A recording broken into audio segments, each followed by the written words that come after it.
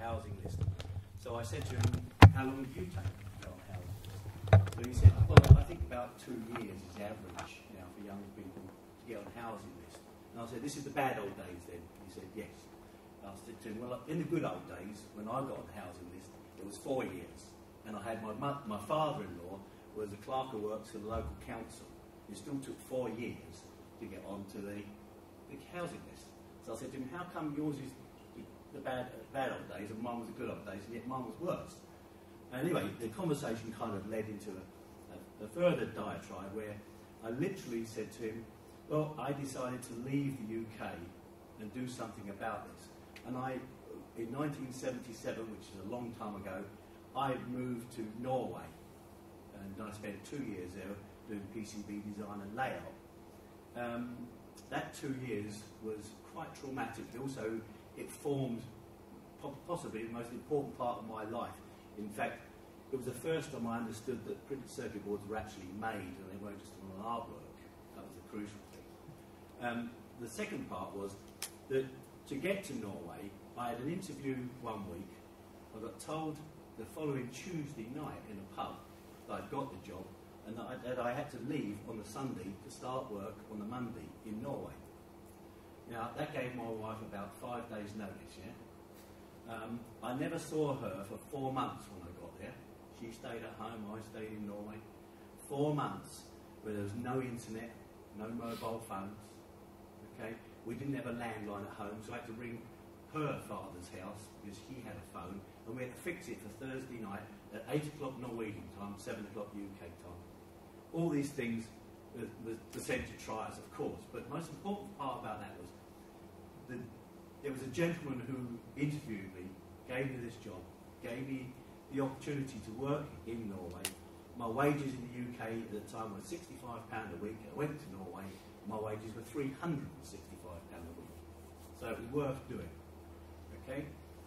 That gentleman passed away last week, and I went to his funeral yesterday, and his wake afterwards.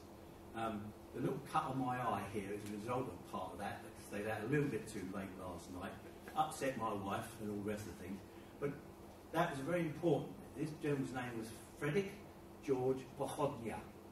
The George part of his name is where his parents came over in the war from Poland and decided St George, England, was where he wanted to have their life. They put George in his name. And I would like to dedicate this presentation to his memory. So, the first part of this presentation is really making people understand what we're talking about here. This is the practical design consideration of high-speed PCBs. So, the most important thing is I will be assuming you know all this stuff. Okay? I'm not going to stand here and discuss this in any detail with you. First of all, it is not a classroom. Okay? It's not a classroom in any shape or form. The word I've chosen is practical. So I want to focus on that and give you some insights on how I, as a designer, go about selecting things like material and what the impacts are on design. And so, when you take, I don't know if you can see that very well. It looks great over there.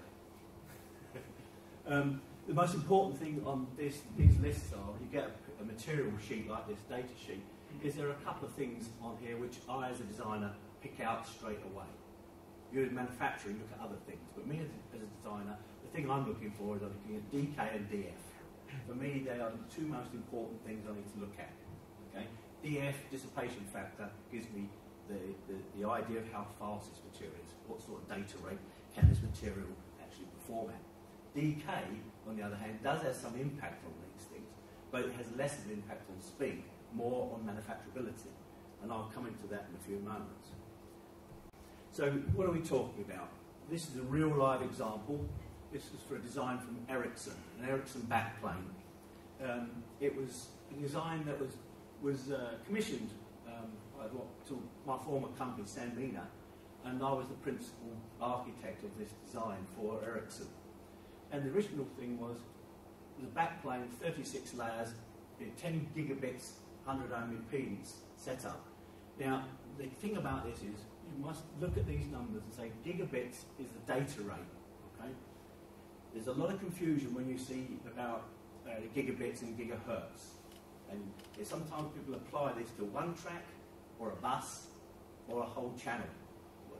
It's got a variable delineation, if you like, of this capacity of gigabit. You sometimes look at your memory sticks and you talk about how much data they've got on them and things like this. It's a similar kind of thing with traces. So gigabits is the one thing we want to look at for digital transmission.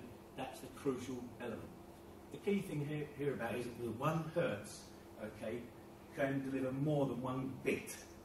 Depends how many times it is clocked, for example, and whereabouts in the system it is clocked. So we hear a lot about gigabits. It is data, not frequency. We have to ask ourselves the following question: is the data rate, looking at a whole system, a bus speed, or a single track? So in this example, we're looking at a differential pair. A differential pair are 2 traces that are in harmony to create a single function, if you like. And the geometry of those tracks and traces and positioning within the PCB is the key part of any design. Okay? That's what we're going to really get to the nuts and bolts of today, how we do that. So the first part of doing any of this exercise is what material are we going to select? And as I mentioned earlier, the first 2 things I'm going to look at is DK and DF. Yes, we look at T260 and T288 times and things like this, manufacturability assessment in those other data sheets. But the thing for me, first of all, is how do I approach these 2? That's the crucial thing. And we need to create the cells. Okay, the cell is the relationship between those 2 traces and the top and bottom planes, whether it's a signal plane or a power plane. Okay? And one of the parts to this, which is really drives me up a wall when I go to design places, so many design houses and even CAD systems will tell you a thing like this: 3 times separation is the benchmark of separation between differential pairs. Now this is a real quick and dirty way of doing things, but it's not accurate. But yet you'll hear people talk about this really as though it's a de facto position to start with. It's actually not. Okay? So once we understand what the 3 times separation is, I'll explain that further, of course, but once we understand where that is and what the reality of the separation is, that's a starting point with our material to create the first layer-to-layer separation. And of course, we know that our friends Polar, this part of this presentation was actually done in conjunction with Polar last year. And we obviously use proprietary software like InPlan and other things from Orbitech and people like that. So what is X? We mentioned 3X. What is X? So the first part of X is it the trace width? Okay? It could be the trace width. Or is it the separation between 2 traces? This is a differential pair here we're looking at. Is it separation edge to edge or centre to centre? So immediately we've got 3 questions and it looks like just a couple of blobs. Then there's a 4th question. The next one is there's a differential pair to differential pair, centre to centre. Now, if this distance is not great enough, if that's positive, that's negative, that's positive, that's negative, guess what? You've got these 2, they're all coupled together. Okay? So that's why you have to have separation between them. Now, we know printed circuit board fabricators love that separation because the less you get on a layer means more layers. We all have layers, yeah? Material guys like us, we love layers. So it's really important to understand that separation as you go through. So I've said, do not use this 3 times separation. It's not accurate. You must model this diff pair. Okay? These edge-coupled differential pairs like this have interactions within them that really do require full S21 modelling. Okay? It's a requirement you must do, and the relationship between the ground planes and the adjacent planes is critical. Now, I'm showing a diagram here which is. Don't take it too literal, because I've obviously very conveniently got nice big steps like 4 mil, 5 mil, and things like this. Don't take those literally. It's diagrammatically correct, but physically incorrect. Most important thing here is this impedance triangle. It becomes a pretty important thing here.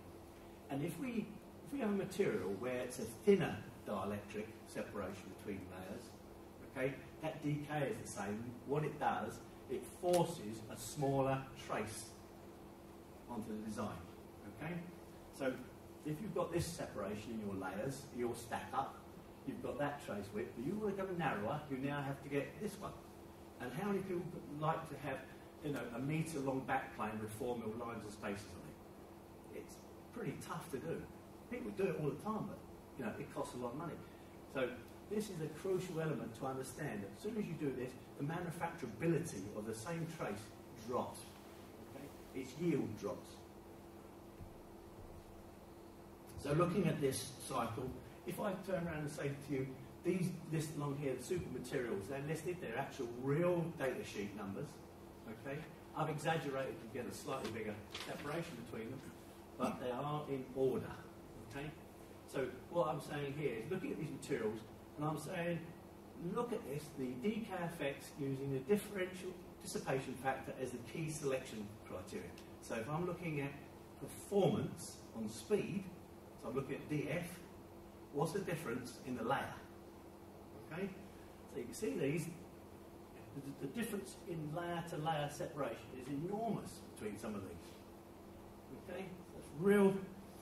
Part of this is your part of your base selection process, and it's the job of PCB manufacturers to work with designers, like I have to work with them, and make them understand the correct criteria for the selection. This shows you a nice even stretch, but this is slightly different. It shows you the correlation between the two and the layer separations, but now it's on the decay effects where it's a linear approach. Okay? So you can see with the same DF, these decays go all over the place. So once we've looked at that, we've created the separations, our 3x separation, if you like, our separation between our diff pairs. Now we know the heights above the planes, etc. This relationship now is called the completed cell. Okay? It's a completed cell. The completed cell is at the heart of the design. It's taken the material decay and DF into account and looked at it from a manufacturing perspective as well as a design. Okay, the next step is a stack up. This is the real stack up from the Ericsson, and it shows you a typical output. I hope you can see that. It's got a little, looks great there. So the bigger numbers stand out, don't they? But so the second part of that is this is a typical expansion from that stack up. The first one is an idealised stack up. This is what you discuss with a customer. Is this what you want? Remember, this is before you've done any design at all. There's no layout, no design. It's just setting the job up here. Now it's back to the customer. They say yes or no, and then this is output to those people, to the customer. This is the output. Okay? This is the output goes to your design. And the next part you've got to do is in understanding how many layers you need. Okay, is doing this, trace mapping. I'll show two examples of trace mapping here. Okay, BGAs and connectors are the two real places on a PCB where it's difficult to get the traces in and out of. So by showing you these two examples, say this is a connector. If it's up against a board like the edge of a board, all the traces are pretty much going to go one way. So you have 5 layers. So there's only six layers, 6 pitches on there, but it's 5 layers. Here, to go out from both sides, is 2 layers. So part of the positioning and the way you set a design up, physically, mechanically, also affects this part quite dramatically. So if you have this across your board in lots of places, these have a big number of effects on your overall design.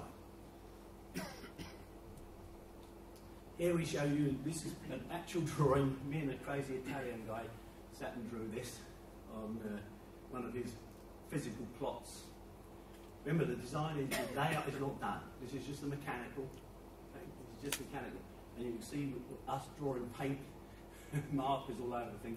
And what we were doing here was we already established some basic criteria of the number of layers, etc. And the physical positioning, we've got this. But then we were looking at modelling the power. We realised this first part of the board, we were dropping too much signal integrity because the power consumption across here was too high. We hadn't got quite enough copper, even though it was obviously a multi-layer, multiple planed board. We still hadn't got enough. So these marks here are literally showing you can just see the edge of one here, repeats down the back plane. So we were looking at how we would increase it, and then we'd go and model it.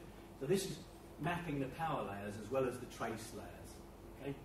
So then we realised that we need 36 layers to do the design. So now we've created the cell, we've created the basic design rules. We now need to do some theoretical work, simulations on a maximum track length. Okay? So typically we use a number called 1.2 metres for this type of backplane. Telecoms is it's got quite nice specifications built around that number. Okay? So it's 600 across a backplane, 300 across a daughter card, 300 across a daughter card. Gives you 1.2 total. That's one of the numbers they like to bandy around as an average of the maximum line length. So we know that, we know the number of layers we're looking at, we know the material, we know the build, so we establish the cost for the customer for this backplane. $1,200. Okay? 36 layers this big. Yeah? We establish that. And now we start the design. Okay? We haven't done any design, we're just setting the thing up. It's all about defining what you're doing. Now we do the design. Now the layout comes. This is the bit that all the design managers in the world get paid for, and in fact, it's the bit beforehand that's more important. Okay? This is the bit they start. So they start the design layout, and we have to run checking simulations to make sure our signal integrity is good at all stages. So the results, the layout is complete. The post-layout simulation, because we always do this, so you have pre-layout simulations I mentioned, but now the layout is complete. Out of 2,000 nets that we've got there, we find that 90 of them, 90 diff pairs, okay, have got issues signal integrity-wise. That means there could be some parallelism where traces are running too close together, they get picked up from other layers, some of those adjacent geometries are not quite correct, all sorts of things. Maybe the material wasn't quite good enough. Maybe we should have gone for a slightly better grade of material, changed the DF a little bit, or the DK. So we found 90 pairs. Okay? Two choices. We can fix them by reviewing them individually. Okay? We go and look at where they're placed in that board. We can fix them. Or we can do this. We can add 4 additional layers dedicated to those 90. Because they're trouble, them 90. We've got a fixed end date. We have a customer who wants to design by X. Do we go this route? Okay? Those 4 extra layers we're putting on require 2 power planes to go with them as well. So now we've gone from 36 layers, all of a sudden we're up to 42. But the problem with all that is also that you now potentially change the thing mechanically. So it's gone thicker than the original metalwork would allow you to do it. Or if it's the same, okay, when you're using thinner dielectrics, you now change the material spec. You now need to look at the material and have you got the correct DKs too. And guess what? They changed it. They changed the material. We also added an extra cost adder of about 15%. Okay, so now we have a build that is 42 layers. It costs $1,500 approximately, and it's thicker mechanically. Here's the design objective. We set the job up. Okay, but the bit of the job I told you about is the one they get measured on. Is the bit that's weakest in this chain. And it's the one that's caused all the grief, all the problems. It's now moved, boom, up to 42 layers. $1,500, not approved by the customer, and part of it requires alteration to mechanical design to accommodate. Okay? Ericsson. Lucky we chose the right way. Okay? We went back, we persuaded Ericsson, we need another 4 weeks in the design cycle to address those 90 nets, 90 diff pairs. Okay? We're back, looked at it, and we achieved what we set out to do, but at the later delivery of the design to the customer. So, next time we look at a data sheet and we have just a comparison of a couple of things here, remember there are things in these which are really for designers, and there are bits of them which are for engineers and process engineers within the PCB industry, as you well know. So, I'm showing you these ones, and look how similar these are, but look at the DF. So for me, I'm looking at that more than that. Okay? So So conclusions. You may go around this process many times. Okay? One of the things which is really important to understand, you go round, and you check before you commit to your design. Have you got your cell correct? Look at the data. Look where it's going. Check and do your trace mapping. Make sure it's accurate. Your material selection is absolutely crucial here in that. Okay? So it's this thing. Design once, make it many times. Okay? So think about what you're doing, design it once, make it many times. CAD systems are very powerful, but design is done in here. Okay? This is delineation. CAD systems are delineation and output. Design's done here. So think about it, make the correct decision, because you all know what Microsoft did with the original DOS system. It got screwed with bad publicity for years, even though they had a monopoly in the industry for donkey's years. That legacy still haunts them to this day. People still ask, you know, is Windows 8 still got the same crack in it as DOS did? You know, and some people say yes. I certainly do. But that's crucial. Get that thing done correctly, look at it properly, and don't leave anything in that design or that creative path that could hurt you in the future. And use your material supplier as your initial source. Do not ask when it is too late. Thank you.